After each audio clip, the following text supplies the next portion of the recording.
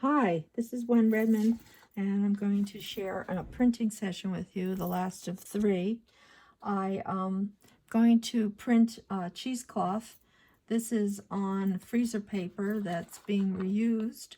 I shared the creation of this cheesecloth with you in a couple videos already, and it has Inkade on it, and it's ready to print.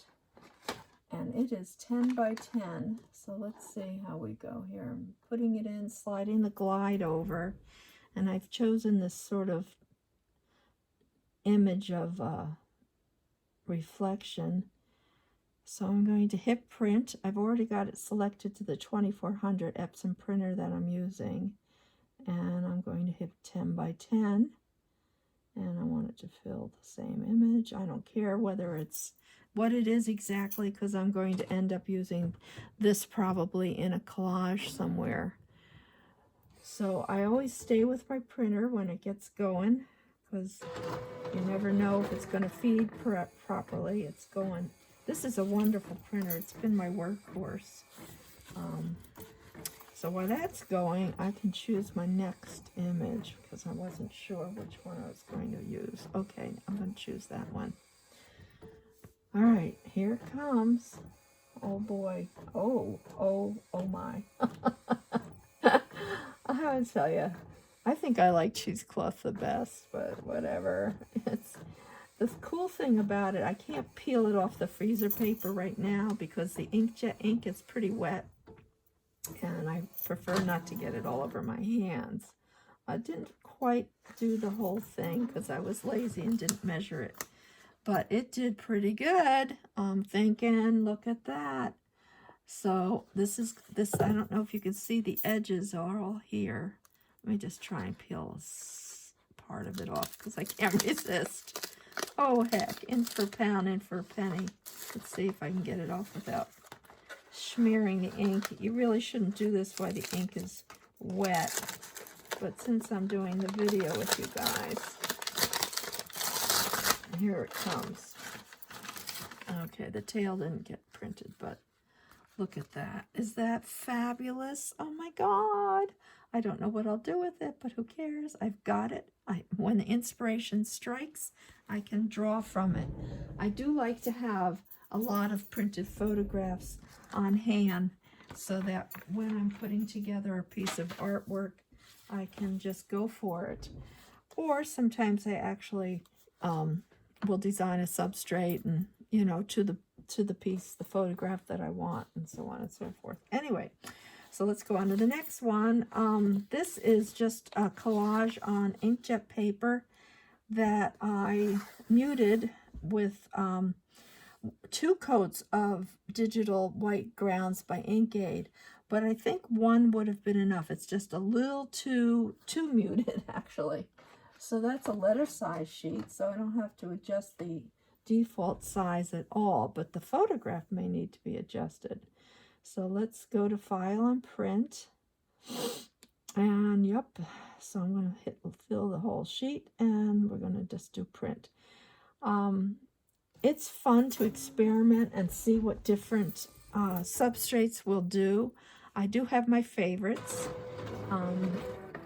But this is a collage that was actually in my book. I forget the page number. But one of the things about printing on a collage is each little section will absorb the color from the inkjet printer a little bit differently. Now this one has, as I said, a couple coats of the white Inkade on it, so it might not be quite as divergent in the color absorption.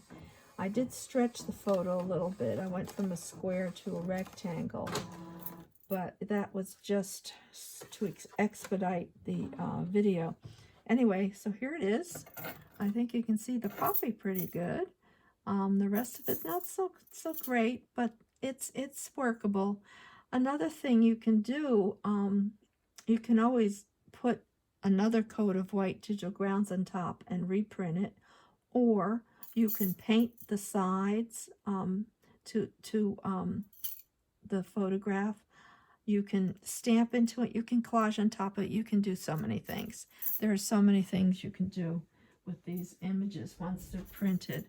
Okay, the last image, and I saved this for the last. Only because I don't use it that much anymore, but this is a commercially prepared cotton canvas. And you do want to make sure that you don't have a lot of lint pieces on it, and then I always make sure the edges are free of strings. And this is a 12 by 12 piece that I'm going to print, and I think I have a photograph chosen, don't I? Yes, where did I put that? There it is. Okay, so it is already square, so this should print nicely. I do have to change my size because it's 12 by 12. And where's my 12 by 12? I've printed this before, so it should be, there it is. Okay, and then I hit print. And I do like making the surface myself, but sometimes it's nice to just do a print on the commercially available fabrics. So these are made by Jacquard, and they have a wide variety of commercially prepared fabrics. And you can go to inkaid.com, or you can go to Dharma Catalog. They also carry them.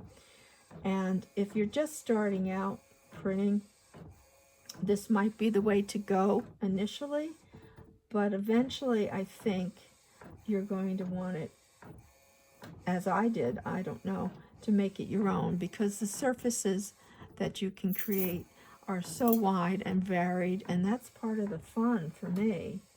Now, a piece like this, which is what I call flat, because the surface is all uniform, because it's commercially available, I'll probably do a lot of quilting on this. I may add some digital mediums, specialty mediums, and so forth.